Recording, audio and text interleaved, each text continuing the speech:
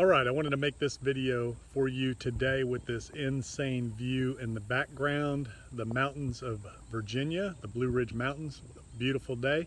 I wanted to talk about rent growth today. There is a thinking in the industry for multifamily especially, and the housing industry, that rents double every 20 years. You hear a lot of people saying that, and that may have been the case a long time ago, but they certainly aren't going to double every 20 years from here moving forward.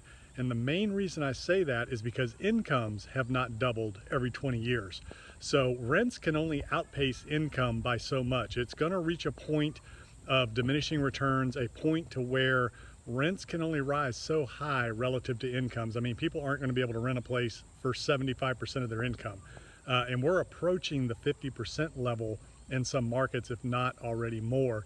So I would keep a really close eye on income growth more than I would rent growth as you're moving forward with your multifamily business and your, especially single family, multifamily, anything that you're renting, housing. If you're renting any kind of housing, I would pay closer attention to income growth in the areas that you're looking to invest than rental growth. It's more important. Now, obviously, if rents are in decline, that's very important, but a lot of people are chasing rising rents. You got to watch the incomes in relation to those rising rents. Just like behind me, there's peaks and there's valleys going on. Rent to housing cost to income cost, rent to income, very important metric. It's very important to keep an eye on both of those and be smart about what you're doing. Might be a good time to start looking at some other types of commercial real estate, retail, office, mini storage, mobile home parks, things like that.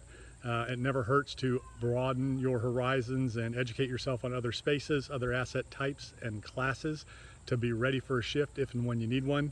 This is a changing market. Things are very interesting in this day and age with interest rates and with rents on the rise in a lot of markets, but there's a lot of big markets across the country where rents have declined a little bit. So real estate, as I always say, is hyper local.